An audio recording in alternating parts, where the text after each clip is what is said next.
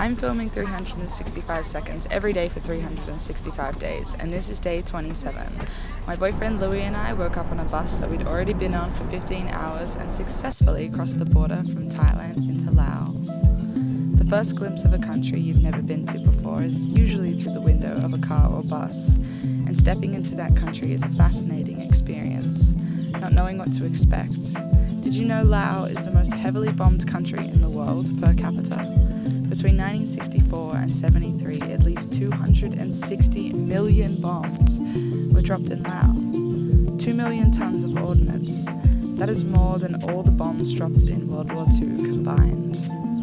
And during this time, Laos was a neutral country in the Vietnam War as well. And yet, stepping into a country that had been so badly dismantled by greed, hate, and violence, it is so remarkably peaceful, so remarkably kind. Vientiane is the capital of Laos and the city we are walking through now. It is a sleepy city and feels like a gentle town. It is famous for its night markets, which are beautiful to stroll through.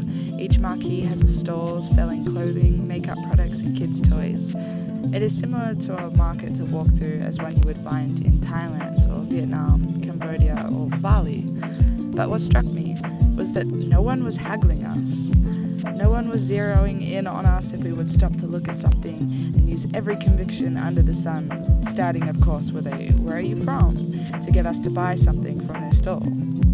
This kind of haggling is understandable. People are just trying to be a good salesman or woman. But sometimes as a tourist it can get exhausting to walk through these markets and having to say no thank you and shrug off people each step of the way. But this market was completely different. Everyone was calm and no one bothered us. It was the most peaceful market experience I have had in Asia so far. The city is lined with colourful lights that bring life into the cracks around it. It gives such an ethereal and playful touch to the streets, which is evident in the smiles of everyone walking by. The bulb lights strung between food stalls hover above people.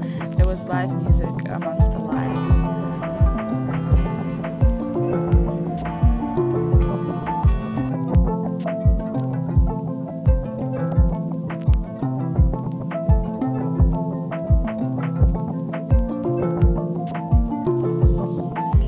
And then we found the craziest, most chaotic kid park ever. A big contrast to the peacefulness. Let me play the audio and show you what I mean.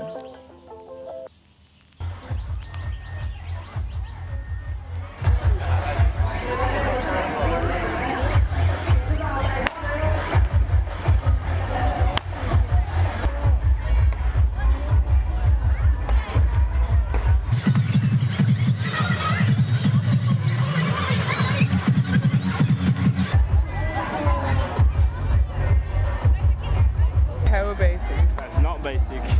Yeah. It's quite big for a kid park.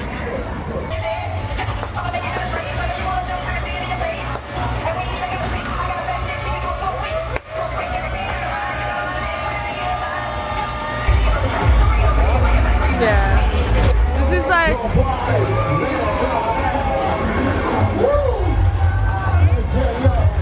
I feel like this would be so overstimulating for a child, like all the noise. A lot going on there. Like it's fucking It's actually crazy. intense for kids. If the idea of a kids park is to stimulate through play, this park achieved tenfold. Walking through it, I felt overwhelmed beyond belief. It felt like walking through the nightclub strips of Phuket or Bangkok. But all in all, it was a great spot for parents to bring their kids for some fun. And a beautiful touch that the city had something so extravagant and dedicated to little kids. Usually these parks are for older people, because there is more money in that. Yet, all the rides seemed like they would bore a 12-year-old, and it didn't seem like an expensive place to bring the little ones.